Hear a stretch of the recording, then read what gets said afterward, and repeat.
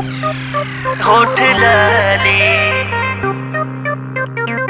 उठवा के होठ लाली।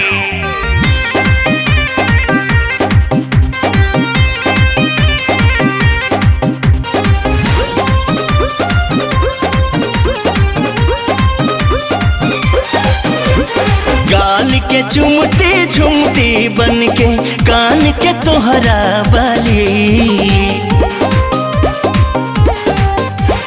गाल के चुमती झुमती बन के कान के तोहरा बाली। भगवान बना दिहते काश हमके होठवा के होठ लाली।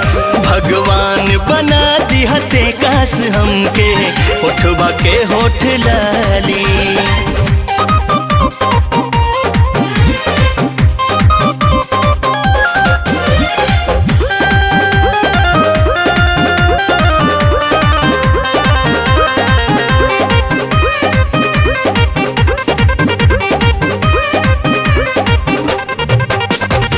घुंघरू बन जाती पायल के, नग बन जाती अंगूठी के। कबो पाँव में छम छम करती, कबो चमकती अंगूरी में। हाय घुंघरू बन जाती पायल के, नग बन जाती अंगूठी के। कबो पाँव में छम छम करती, कबो चमकती अंगूरी में। ओढ़नी बन के करती तोहरा हुस्न के हम रखवाली। भगवान बना दिहते काश हमके होठवा के होठ लाली। भगवान बना दिहते काश हमके होठवा के होठ लाली।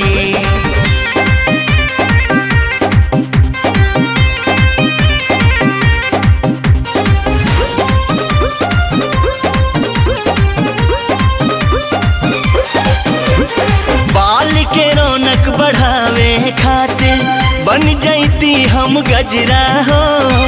खूबसूरती अखियां के बढ़ावे ला बन जाती कजरा हो।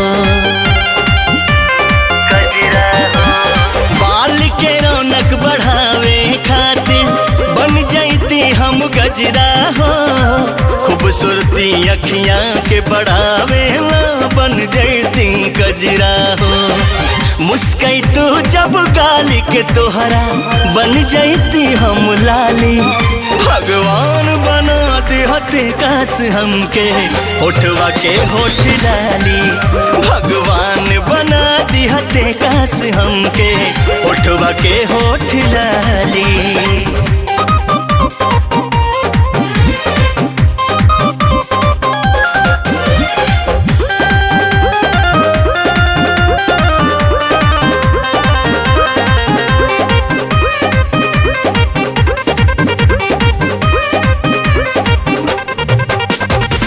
बन जाती हम हार गला के, नाक के बनती नथिया हो।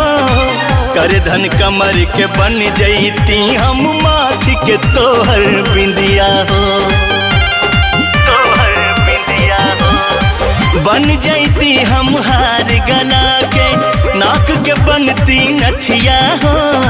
कर धन कमर के बन जाती हम माथ के तोहर बिंदिया हो।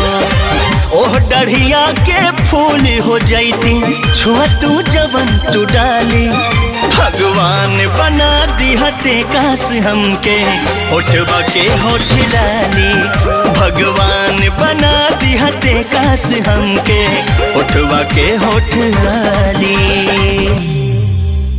भगवान बना दिहते काश हमके होठवा के होठ लाली।